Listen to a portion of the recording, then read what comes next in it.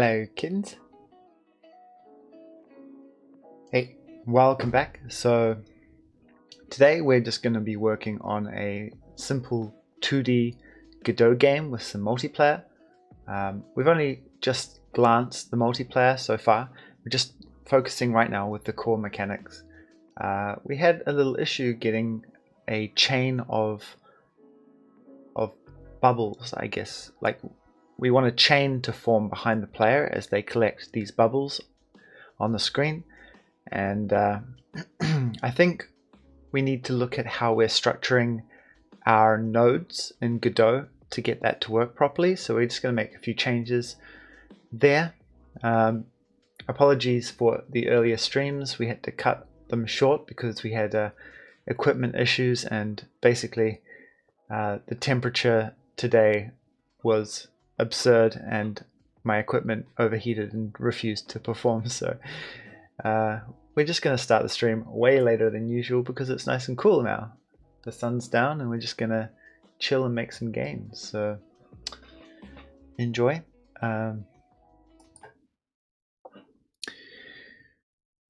Alright, so let's pick up where we left off. I think the game might be broken right now.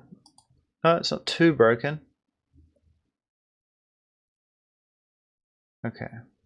So I think what really helped us last time was having some decent tests.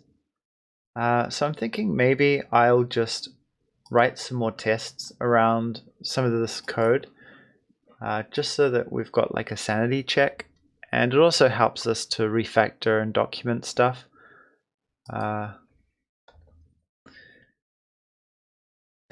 So we have this test directory here in our Godot project, and right now we've just got a test for the player, but I think we should start testing some of our types. So I call them types, but I think really they probably should be called model. And if I was building a web app, I would consider these objects to be my data model.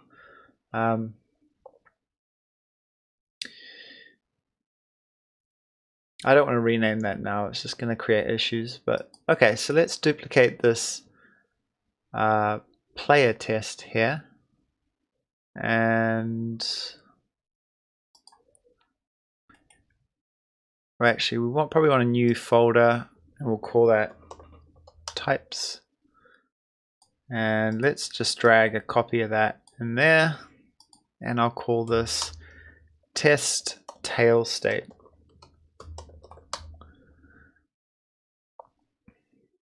Okay, so we're extending the gut testing framework here, and we don't really want to load this stuff. I think what we want to load is just that tail state. So let's grab that.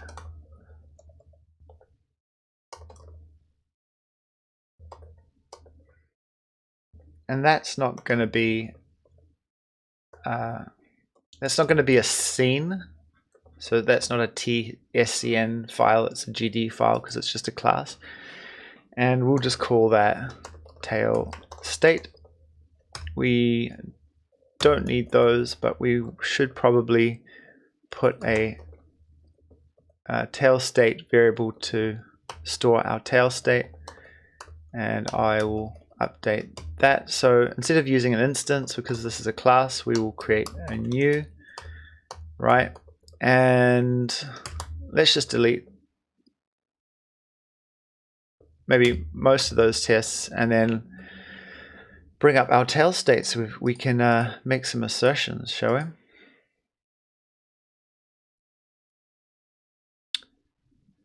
Okay, I'm going to bring that down here. Let's take a look. Okay, well, why don't we just test func test initialization, right? And let's just say assert equal, right? So by default, we expect this tail state content to be an empty string, right? And what else would we want to assert? So let's say test size. So we should just assert that the tail state dot size assert equal. By default, before we've done anything, it should just be 0, right? And then what else? Maybe, yep, test the invert function. Okay, and we assert, well, first what we're going to do is we're going to say tail state dot content is equal to ABC, and then we're going to say tail state dot invert, and now we're just going to assert that the tail state, that's not what I typed, Studio code, that the tail state content, right, is just going to be equal to CBA. Can't be asked. And then what are we going to do? Update with collision result. Now I think this was the main thing that we were seeing some weirdness with, and I just wanted to make sure we had a test for our insanity, because this is quite an important function for us to get right. Update with collision state, right? And then we're going to push, collision result. Okay, I'm going to put a result in there. No, that's not true. Okay, and so what we're going to do is we're going to say, tail state. No, first of all, we're going to create a collision result, right? That needs to be a var because we're not defining it anywhere else. So the collision result, let's just make a normal variable, okay, and that equals a collision result.new, and here we're going to say collision result.addition equals the letter A, and I think that is good enough for now. And now we just need to bring that class in as a variable by loading it. Res types collision state.gd. Okay, and now what are we going to do? Yeah, we're just going to make an assertion, right? So we're going to assert that now that we've updated it with that result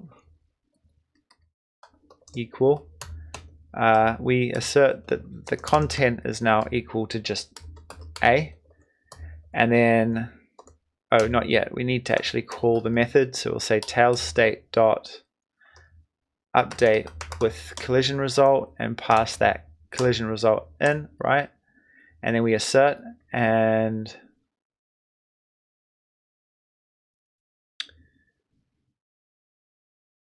then I think what we can do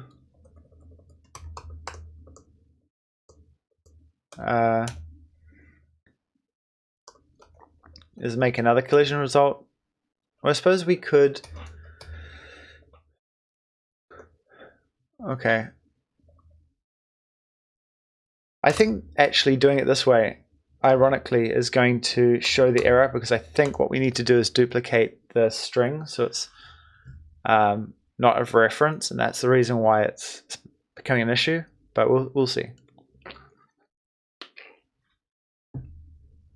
Okay, so we changed the addition, and then what we're going to do is we're just going to re-add it, and we expect now that the content is A and B, AB, right?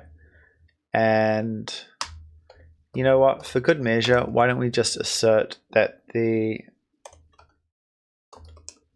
tail state dot size is now 2, just for good measure. Okay, cool. So what we did in a previous episode is we added a little script. Let me just open that up for your benefit if you haven't seen it before. So we installed the Gut testing framework, and this is essentially the little script that we ran. that we added. So we're just providing the path to the Godot binary and a few default options to run the tests. And then the gdir is essentially which directory we should look for our tests. Okay, that's pretty cool.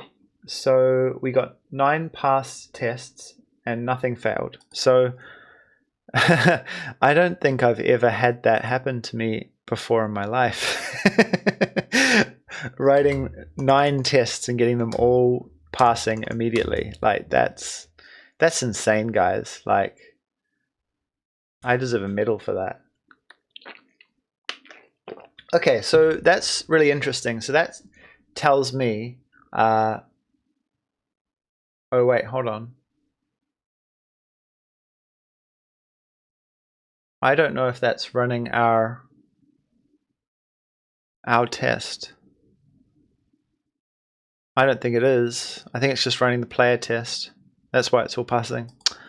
Here I was thinking I was a half decent developer. Okay, so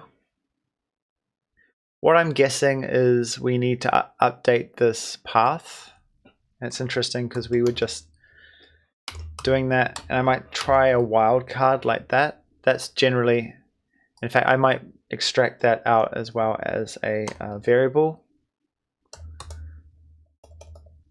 Okay, so we'll say test glob.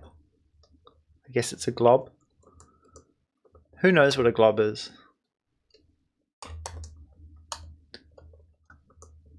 Okay, cool.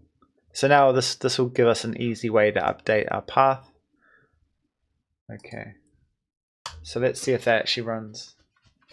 No test run. Okay, so the path doesn't exist. Okay, I'm just going to check the Godot gut documentation and just check if maybe there is some way of determining multiple paths.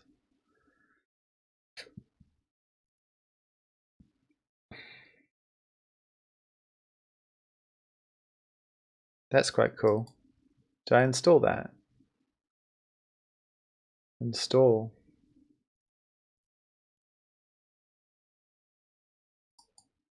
Automated test runs. Yes, please.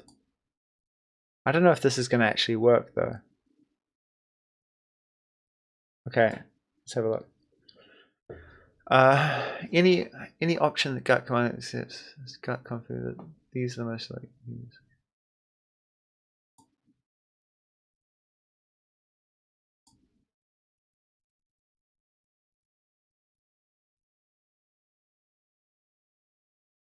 Okay.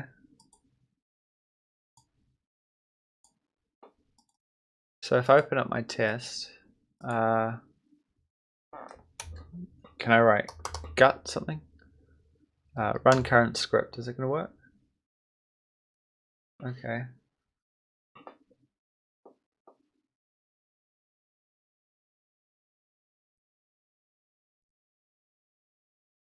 Okay. Well, it looks like that extension's not going to need some love before it's going to work. Let's just disable that for now, and we can re-enable it another time. Okay, so what about what are our options here? I mean, we could just do star,